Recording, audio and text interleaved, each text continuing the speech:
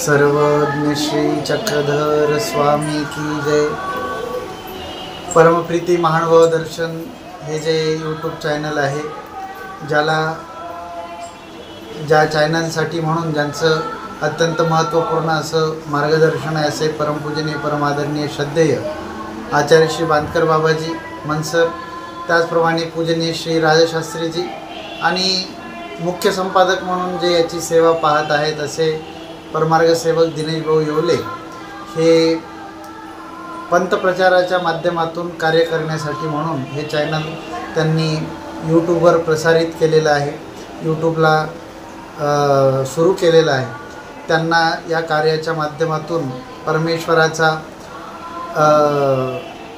जो काही पंतप्रचाराचा आणि प्रसाराचा जो काही त्यांचा हेतू मनोदय आहे तो सिद्धीला जावा अशा पद्धतीची एक शुभभावना व्यक्त करतो। आणि या माध्यमातून त्यांच्या या यूट्यूब चॅनलच्या माध्यमातून पंथीय वार्ता, पंथीय भेटकाळ, पर्वकाळ याचं दिग्दर्शन समाजापर्यंत व्हावं, जेणेकरून सर्वांनाही तो अवसर अनुभवता येईल अशा शुभेच्छा व्यक्त करतो। दंडवत।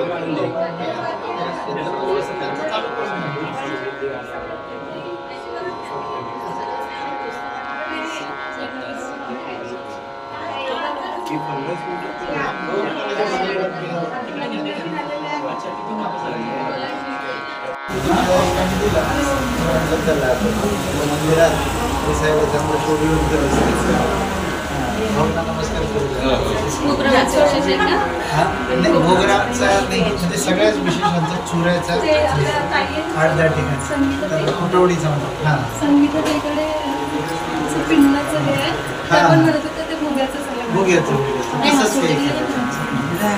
त्याला काय बॉटल तिकडे ठेवली इकडे सगळे जण त्याच्या ते बॉटल नाही का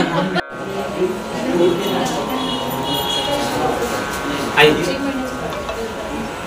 ते ऑनलाईन काय असेल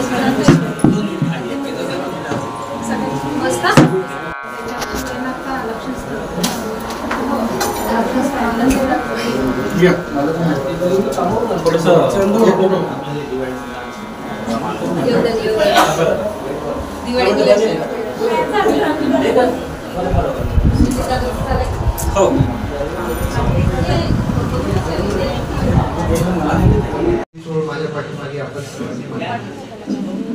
सर्वज्ञ श्री चक्रधर स्वामी की जय श्री चक्रधरा स्वामी चक्रधरा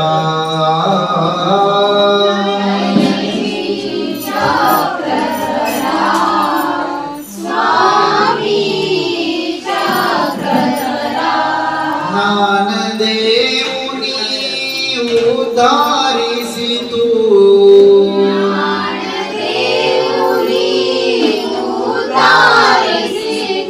सकल जीवांचा हितकारक तू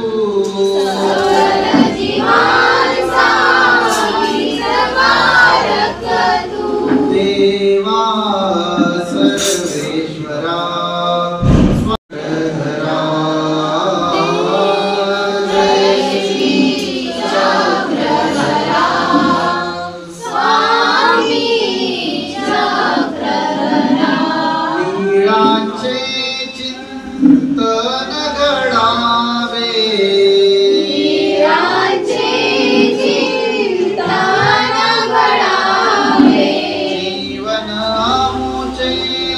पावन भावे जीवन मुझे पावन भावे पुलकित भावी धरा स्वामी चक्रधरा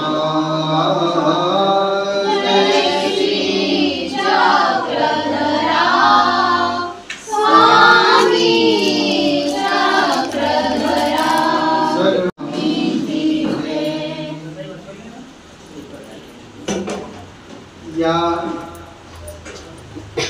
आजच्या या दिवशी आपण सर्वजण श्री पंचकृष्ण पूजन केलो आहोत आणि एका आदर्श वस्तुपाठ भाऊंनी या ठिकाणी पंचकृष्ण पूजनाच्या निमित्ताने उपलब्ध करून आपल्या सर्वांना उपलब्ध करून दिलेला आहे। जीवनातला एखादा महत्त्वाचा क्षण असतो की त्यावेळेस आपल्याला आपले आप्त इष्ट मित्र परिवार हे आपल्याला जवळ हवे असतात। कुठलाही आपला काही असलं की आपण काय करतो, कोणीतरी आपल्या साधारणतः आपल्या मित्र परिवाराला यांना त्यांना आमंत्रण देतो। परंतु जर आपला वाढदिवस आहे तर काय केलं पाहिजे? वाढदिवस या शब्दाचा अर्थ काय होतो?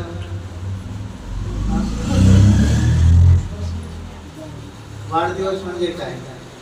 वाढदिवस म्हणजे आपली आयुष्याची वाढ झाली ना, आयुष्य वाढलं आपलं, म्हणजे वयोमान वाढलं, वयोमान वाढलं म्हणून त्याला वाढदिवस असं म्हणायचं। 1 वर्ष वाढलं तर किती वाढदिवस आहे? म्हणजे अशा प्रकारचा याला म्हणायचं वाढदिवस। मग वाढदिवस म्हणजे खऱ्या अर्थानं जर इथं वयाची वाढ झाली तर वाढणारच आहे। आयुष्य कोणी थांबवलंय का? ते वाढणारच आहे। क्षणाक्षणाला आयुष्य हे वाढते आहे। आपलं जीवन, आपलं वयोमान जे आहे क्षणाक्षणाला वाढते आहे। आपण आरती करेपर्यंत 1 तास निघून गेला आहे की नाही? 1 तासाने आपलं वय वाढलं। वाढदिवस असतो, वाढीचं वर्ष असतं। आता वाढदिवस म्हणण्यापेक्षा वाढीचं वर्ष आहे, तसं दिवसागणिक आपली वाढ होऊनच राहिली, दररोजच वाढदिवस आहे। परंतु या क्षणी आपल्या जीवनामध्ये धर्मरूप क्रियेची वाढ व्हावी। की वाढदिवस साजरा करत असताना साधू संत घरी आले पाहिजे, त्यांचे काहीतरी पाय घरायला लागले पाहिजे, काहीतरी विधिरूप क्रिया झाल्या पाहिजे, भजन रूप क्रिया झाल्या पाहिजे, 2 लोक येतील तर त्यांना काहीतरी प्रबोधन झालं पाहिजे। म्हणजे स्वतःची वाढ तर करून घ्यायची, पण स्वतःसोबत इतरांच्या सुद्धा ज्ञानात वाढ झाली पाहिजे। इतरांच्या ठिकाणी वेद, बोध इत्यादी ज्या क्रिया आहेत त्याच्यामध्ये वाढ झाली पाहिजे। आणि म्हणून हा या ठिकाणी छोटेखानी सभेचाही कार्यक्रम या ठिकाणी आयोजित केलेला आहे। आता वास्तविक वाढदिवसाच्या संबंधाने विचार करत असताना आपल्या असं लक्षात येतं की सिंहावलोकन करण्याचा हा दिवस आहे की 1 वर्षामध्ये आपण काय प्राप्त केलं। जसं व्यापारी असतो, यथा व्यापार ग्रस्ताची निद्रा, तो दररोज काय करतो? किती पैसे कमावले ते संध्याकाळी पाहतो, आज एवढे पैसे कमावले, आज एवढं व्यवहार करत असताना एवढं बजेट लागलेलं होतं, तेवढ्या बजेट मधून एवढे पैसे निघाले, एवढं हे झालं, सिंहावलोकन करतो आपण। तसं वाढदिवस साजरा करत असताना आपल्याला सिंहावलोकन करायचं। आपल्या जीवनातलं 1 वर्ष आपण व्यतीत केलेलं आहे, ते व्यतीत करत असताना आपण काय कमावलं आणि काय गमावलं याचं चिंतन आपल्याला करण्याचा दिवस म्हणजे वाढदिवस आहे। की या वर्षामध्ये आपल्याला विधिरूप क्रिया किती घडल्या, या वर्षामध्ये आपण किती पद्धतीनं परमेश्वराच्या किंवा साधनाच्या संबंधात आपण तो वेळ घालवला, हे महत्वाचं आहे। आपण सेवा कोणती करता आली याचं सिंहावलोकन करण्याचा म्हणजे दिवस म्हणजे आजचा दिवस आहे। तुम्हाला माहित आहे का सिंहावलोकन शब्द कसा तयार झाला? सिंहाचं अवलोकन, सिंह जो असतो तो सिंह जेव्हा चालत असतो तेव्हा पाठीमागे वळून पाहतो। त्या सिंहाच्या पाठीवर केसांची आयाळ असते। आयाळ म्हणजे असे केस असतात पहा, ती अशी उभी असतात केस अशी, आणि ती उभी असलेली केस तो पाहत असतो। पुन्हा त्याची जी आयाळ आहे ती जेव्हा पडते, ती ताट अशी उभी असते, आयाळ पाठीवरचे केस अशी उभे असतात, पण ते जेव्हा केस झुकले जातात त्याच्यानंतर आणि म्हणून सिंहावलोकन म्हणजे पाठीमागे वळून पाहण्याचं, म्हणून त्याला सिंहावलोकन असा शब्द आहे।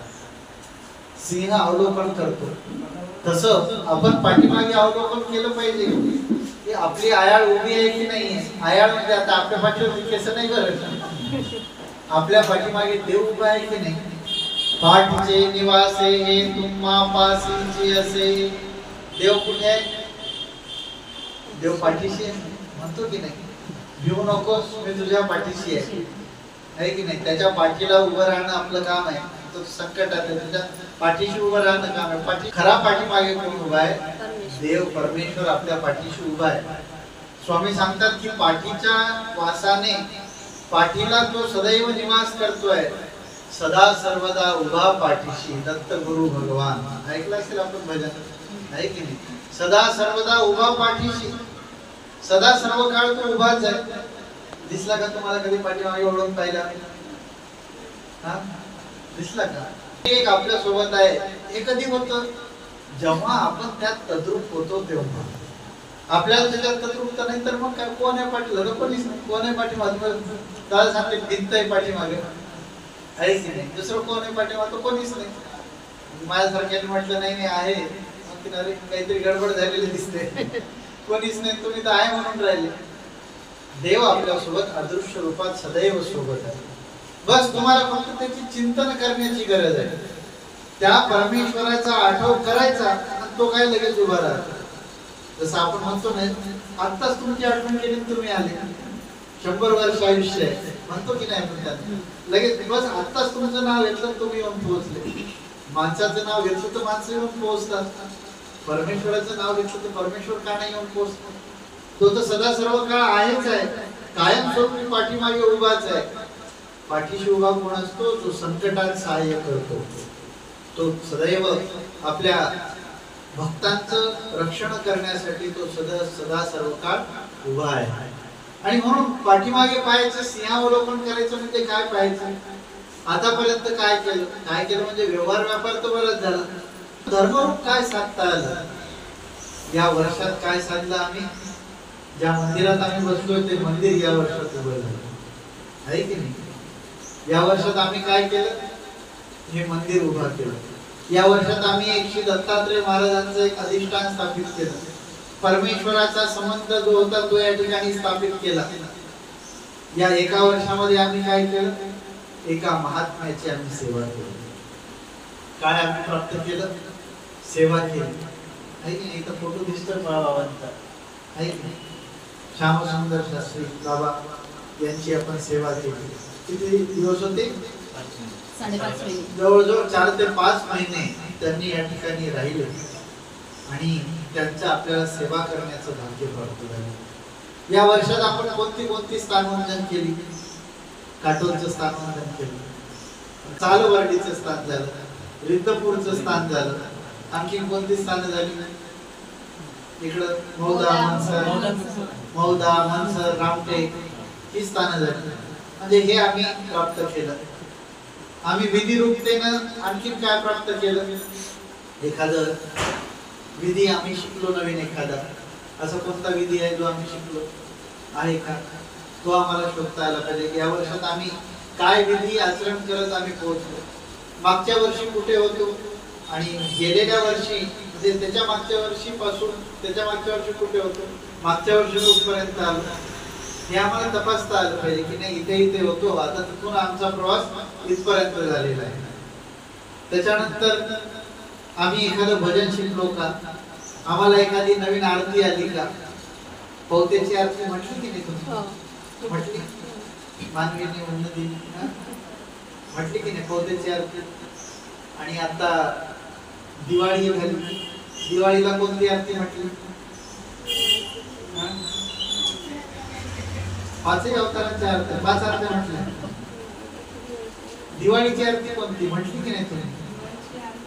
नाही, कोणीच नाही म्हटली. जालन्याची आरती. हिवरळी नाथा बंधू जय जय गुणसिंधू दीनबंधू, ही आरती ती आरती येतच असेल नाही आरती संग्रहामध्ये कॅलेंडरमध्ये असेल. हिवरळी मास द्वये करी वास दिवाळी, करी राजा भो छेदू जय जय गुणसिंधू दीनबंधू, ही आरती आम्हाला आली पाहिजे. आनंदाची दिवाळी हिवरळीला, महादंबा ओवाळी ते स्वामीला म्हणतो की नाही आपण? ही आरती कधी शिकली? या वर्षी की मागच्या वर्षी? 5 वर्ष झाली म्हणजे लांबच आहे. म्हणजे सांगायचा मुद्दा एखादं स्तोत्र, एखादं स्तवन, एखादी धर्मरूप क्रिया, एखादी विधीची कुशलता. आतापर्यंत ही गोष्ट माहिती नव्हती, पण आता माहिती झाली की ही गोष्ट अशी नव्हती. मग मी एक गोष्ट पाहिली, मला सांगणार होतो, राहून गेलो.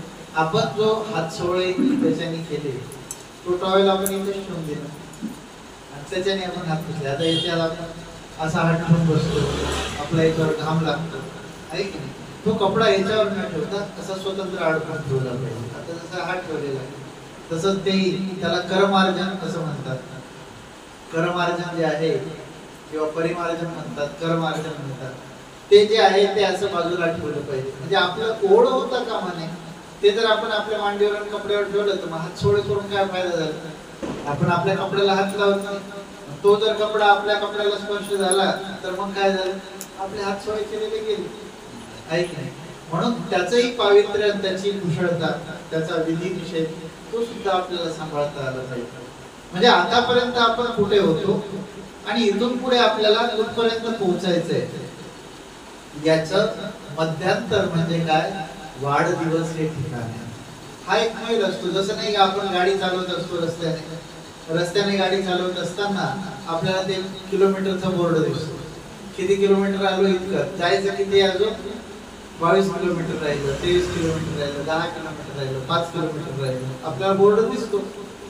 आपल्याला आपलं टार्गेट, ध्येय ठरवता आलं पाहिजे की मला हे माझं ध्येय आहे आणि मला तिकडे वाटचाल करायची. त्यासाठी काय? इथून तिथपर्यंत पोहोचायचं आणि त्या ध्येयाची वाटचाल करण्याचा आपला प्रयत्न असतो. आणि त्या वाटचालीत आपण कुठपर्यंत आलो हे तपासण्याचा दिवस म्हणजे वाढदिवस. असं सांसारिक जबाबदारी असेल, कौटुंबिक जबाबदारी असेल, पण त्याही पेक्षा महत्वाचं की स्वतःचं आत्मकल्याण ज्याच्यात आहे ते करण्याचा आमचा प्रयत्न असला पाहिजे. मग आता कदाचित स्तोत्र स्तवन येतात, पण आता अजून सूत्रपाठ हातात घेतलेलं नाही, आहे की नाही? 9 प्रकरणं अभ्यासायची राहिली. आचार मालिका, विचार मालिका हे अभ्यासायचं राहिलेलं आहे. श्रीकृष्ण चरित्र, दत्तात्रय प्रभू चरित्र, श्री चक्रपाणी प्रभूंचं चरित्र, गोविंद प्रभू चरित्र, स्वामींचं चरित्र हे अभ्यासायचं राहिलंय, आहे की नाही? भरपूर आहे करण्यासारखं. आम्हाला देवाच्या जवळ जाण्यासाठी आम्हाला भरपूर वाटा आहेत, मार्ग आहे आणि त्या दृष्टीने आम्ही कुठपर्यंत पोहोचलो, कुठपर्यंत पोहोचायचं याचं सिंहावलोकन आपल्याला आजच्या दिवशी करायचं असतं. आणि म्हणून या सगळ्या प्रक्रियेच्या माध्यमातून आजचा हा वाढदिवसाचा क्षण आहे, तो आपणही आज शुभेच्छा द्यायसाठी आलो. काय शुभेच्छा द्यायच्या? त्यात शुभेच्छा म्हणजे काय? शुभ इच्छा, तुमचं भलं हो, चांगलं हो, त्याचा म्हणजे तुमचा उत्कर्ष हो, वाढ हो, या सगळ्या प्रक्रियेच्या माध्यमातून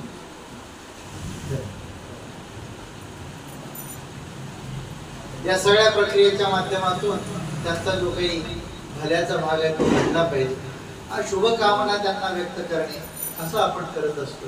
आणि म्हणून देवाला त्यांच्याविषयी आपण सुद्धा प्रार्थना करूया की ही जी क्रिया आहे, त्यांची जे वाढदिवसाची ते जी क्रिया करतायत, धर्मरूप क्रियेमध्ये त्यांना यश प्राप्त व्हावं, त्यांच्या जीवनामध्ये त्यांना आरोग्य, सुख, धन, संपत्ती, वैभव या सर्व गोष्टी तर मिळाव्यात, परंतु जे वास्तविक खरं वैभव आहे, जे परमेश्वराचं सन्निधान, वचनरूप गोविंदाचं सन्निधान, साधू संतांचं सेवादाक्ष, विधिरूपता, या सगळ्या गोष्टी त्यांना प्राप्त व्हाव्या अशा आपण शुभचिंतन करायचं असते.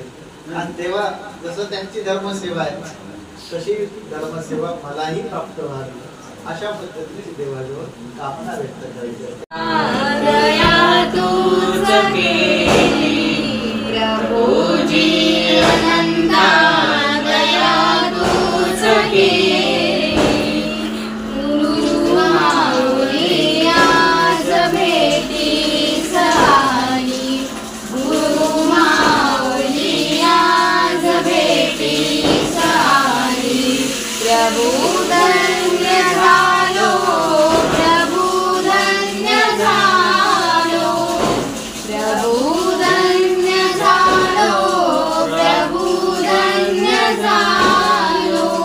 श्री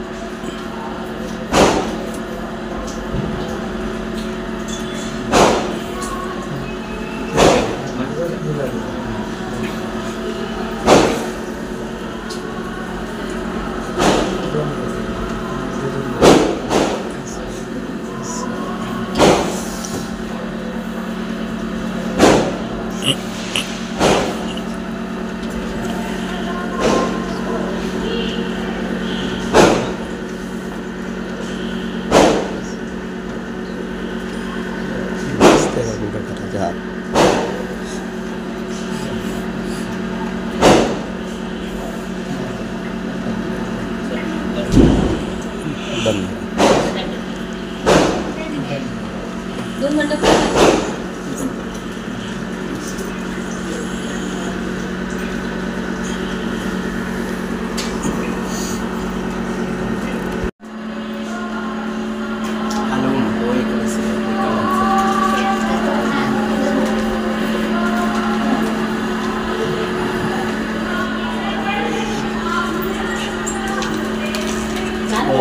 हो हो हे चालेल.